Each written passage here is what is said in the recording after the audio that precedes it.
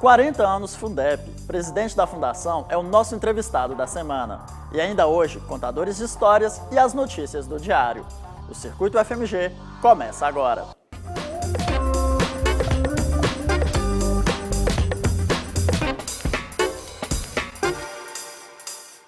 Boa noite. 40 anos de apoio às atividades de ensino, pesquisa e extensão da UFMG e de outras instituições de todo o país. É o que comemora neste ano a Fundep, a Fundação de Desenvolvimento da Pesquisa. E quem vai conversar conosco na entrevista da semana é o presidente da Fundação, professor Alfredo Gontijo de Oliveira. Boa noite, professor. Boa noite, Luiz. Um prazer estar aqui com você. O prazer é todo nosso. O senhor gosta de olhar para o futuro, e futuro significa mudança. Na sua opinião, o que representa a reinvenção da universidade? Tem duas palavrinhas-chave aí na sua afirmação, que é mudança e reinvenção. Eu sou da área de ciências exatas, mais especificamente da física, e tenho algumas reflexões a respeito dessa temática. A primeira é, a gente parte de uma premissa do tipo, a única componente estável da natureza é a mudança. Corolário, o que não muda está morto. Portanto, reinvenção e mudança são mais ou menos pleonásticos, e essa é a perspectiva.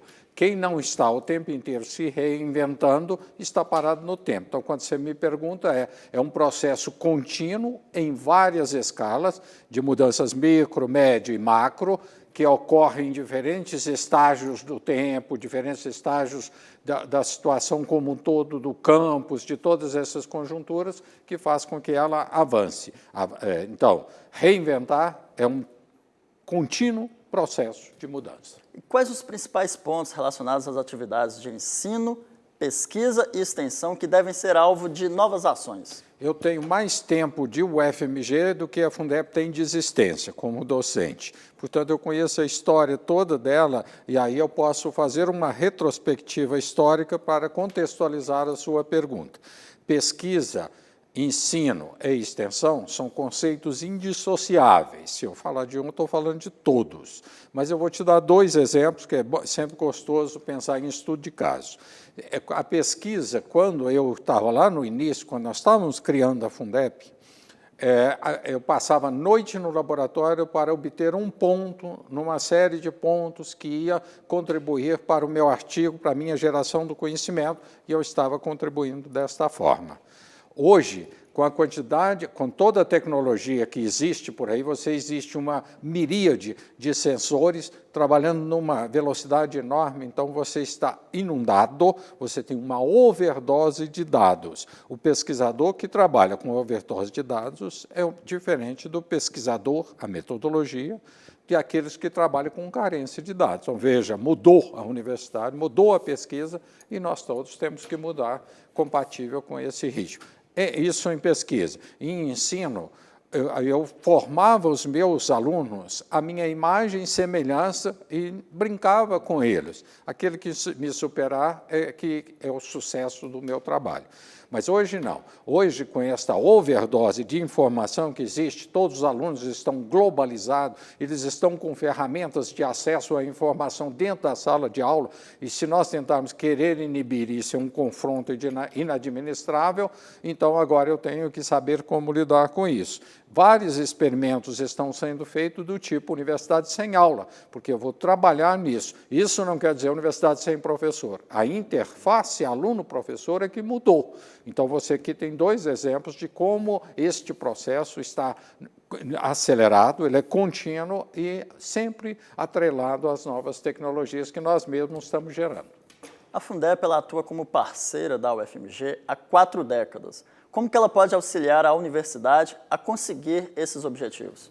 A Fundep, ela nasce de uma necessidade do corpo de pesquisadores para que eles possam se dedicar mais, lá nos 40 anos, lá no início, 40 anos atrás.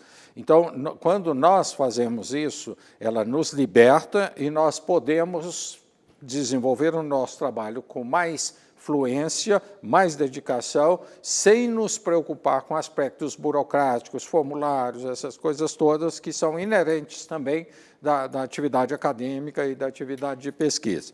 Então, lá atrás, ela fez isso. Este foi o modelo escolhido pelo Brasil. O Brasil escolheu trabalhar com fundações de apoio a desenvolvimento, o desenvolvimento da pesquisa a partir da contribuição de instituições tipo Fundep, que faz gestão administrativa e financeira. Algumas vezes há uma visão distorcida no sentido de que nós temos que propiciar certos subsídios, essas coisas. Não. Se nós fizermos isso com esmero, nós provavelmente seremos invisíveis para o pesquisador, porque ele não percebe que nós existimos, que nós estamos facilitando a vida dele. Aí estamos cumprindo a nossa missão. Esta é a minha forma de ver. E a Fundação, óbvio, agora evoluiu também. Ela também padece dessa mesma prática, de que tem que mudar, então ela agora precisa ser uma fundação contemporânea com os tempos modernos. Então, ela também passa a ser um agente gerador de conhecimentos novos na gestão e, portanto, aí auxiliar no UFMG. Eu não concebo uma UFMG sem uma Fundep. Agora, falando da internacionalização da universidade, qual a importância o senhor vê no debate desse tema nos dias atuais? Olha, do mesmo jeito que eu disse para você que 40 anos atrás eu podia ficar no laboratório para coletar um dado, o mundo hoje se globalizou.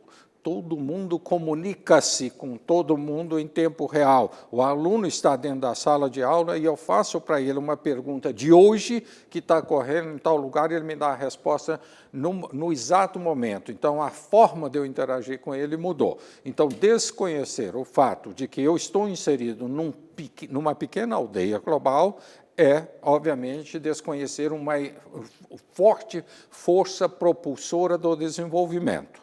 Então, como fazer isso? A Fundação, por ser ágil, ela tem ferramentas e instrumentos para facilitar com que estes processos sejam internalizados na UFMG.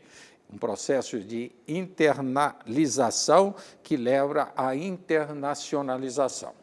E a UFMG está no caminho certo para ser a universidade do futuro? A UFMG é, sem dúvida, eu gosto sempre de provocar, brincar, mas ela, sem dúvida, é uma das melhores. Eu gosto de provocar sempre, é a melhor.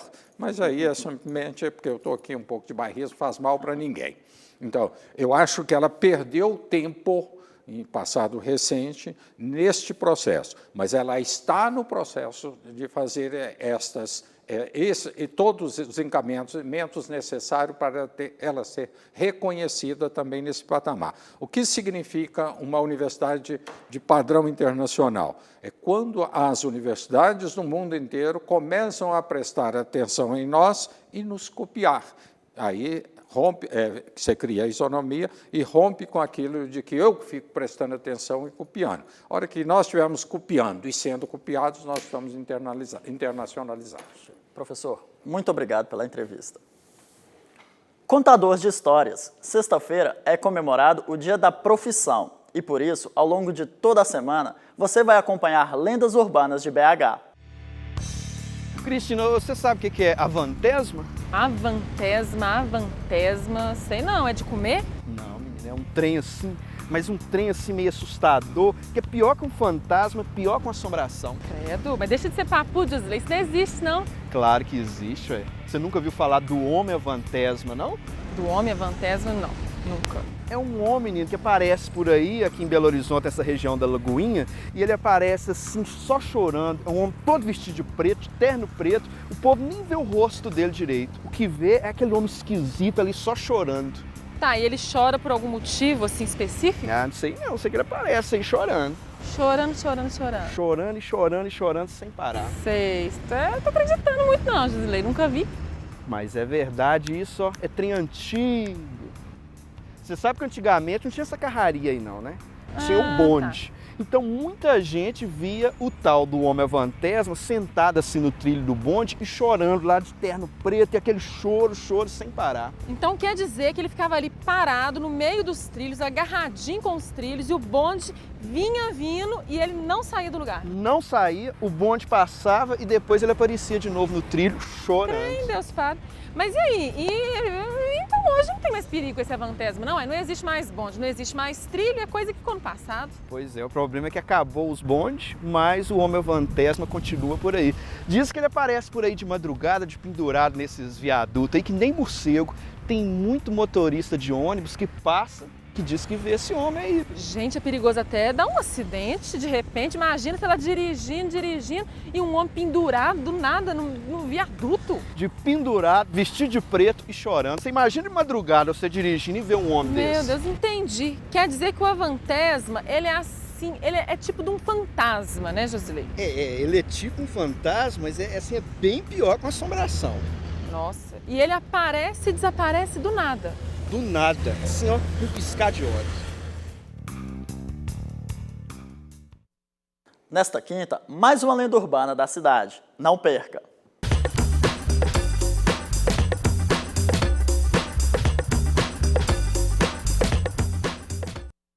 Larissa Góes, boa noite. Quais são as novidades de hoje? Boa noite, Heloísio. A Diretoria de Relações Internacionais publicou hoje o edital de seleção do Minas Mundi, que neste ano vai oferecer 541 vagas em 120 universidades de países das Américas, Europa e Ásia.